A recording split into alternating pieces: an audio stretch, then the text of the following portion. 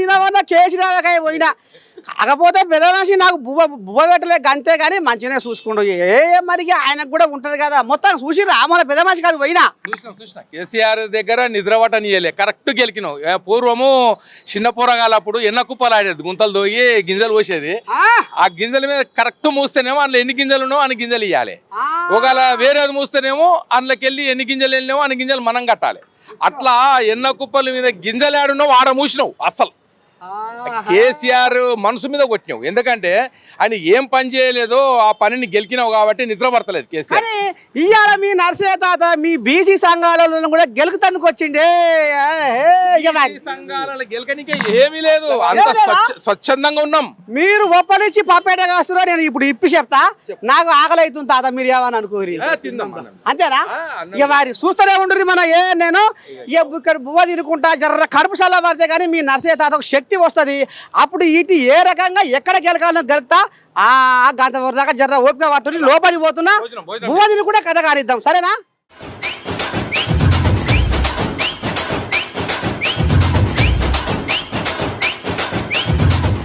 బీసీల నోరు మోసి రాజ్యాధికారం దోసి బీసీల నోరు మోసి రాజ్యాధికారం దోసి అంతటా ముందడుగేసి బీసీల వెనక తోసి అగ్రకుల అధికార పాలనేందిరా ప్రతినిత్యము బీసీల రోదనేందిరా అగ్రకుల అధికార పాలనేందిరా ప్రతినిత్యము బీసీల రోదనేందిరా. ఇక మరి నర్సయ్య తాత ఇయ్యాల బీసీ కోళ్ళ కలిసి చిన్నగా మెల్లగా కడుపుసల్లా చేసుకొని మళ్ళీ కారణ పైన కట్టి ఏదో బీసీల రాగం ఎత్తుకుంటుండు ఏంది ఏం కదా అంటే ఇక మరి లోకం మీద గిదే నడుస్తుంది కదా ఇప్పుడు బీసీ కుల జనగణన ఇక మరి ప్రతిపక్షం కోళ్ళాగలు గియే ముంగటేసుకుంటున్నాయి ఇక అటు బీజేపీ కోళ్ళాగలు గియే ముంగటేసుకుంటున్నాయి కాబట్టి ఇవాళ తెలంగాణ బీసీ సంక్షేమ సంఘం రాష్ట్ర అధ్యక్షుడు అల్లంపల్లి రామకోటి ఇగో ఈ కోళ్ళాగా పెద్ద కోళ్ళాగా చిన్నదేం కాదు. ఇక ఇటు మళ్తే ఇక మరి తెలంగాణ రాష్ట్ర విద్యార్థి యువజన సంఘాల రాష్ట్ర అధ్యక్షుడు మరి రామ్మూర్తి గౌడు. మరి వీళ్ళు ఇంత భూ అయితే పెట్టించిర్రు నాకు మరి గల్లీల్లో బోలీల్లో సందుల్లో పోతుంటే అమీర్పేట ఆట మీద కలిసిర్రు కాకతీయ ఏదో హోటల్లో బువ్వ తిన్నాము. సరే ఇప్పుడు అసలు ఈ బీసీల కథ ఏందో గాడికి వెళ్ళి మొదలు పెడదాం. ఇప్పుడు 40 ఏళ్ళ పొద్దు సంధి కృష్ణయ్య అంటే బీసీ బీసీ అంటే కృష్ణయ్య. మరి ఇవాళ ఈ సంఘం కాదని నీ దండం పెడితే ఒక సంఘం పోయి పుట్టగొడుకులు లెక్క ఇవాళ 50-60 సంఘాలు పుట్టుకొచ్చినాయట. అసలు ఈ సంఘాల సంగతి ఏంది ఎట్టంటే సంగతి నిజమే నా పిల్లగా ఈ మాట వెనకటికి ఒక కథ ఉన్నట్టే ఉంది. ఇది ఊర్లో పెళ్ళ మొగుడికి ఇద్దరికి పెళ్లి చేసినాం.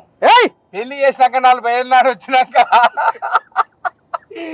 వాడు కొడుకుని అన్నాడు కొడుకు పెళ్ళి అయింది వాడు కొడుకుని అన్నాడు వానికి పెళ్లి అయింది వానికి కొడుకుని అన్నాడు బిడ్డని అన్నాడు మనవడిగా అన్నాడు మొత్తం సంతానం చూస్తున్నట్టే 200 మంది సంతానం అమ్మా. అట్లయితే ఇలా రాష్ట్రంలో దేశంలో 65% ఉన్నటువంటి బీసీలకు ఇక ఎన్ని సంఘాలు అంటే 50-60 సంఘాలా 50-60 కుల సంఘాలు చాలా తక్కువ. కొన్ని వేల సంఘాలు పుట్టాలి ఇంకా.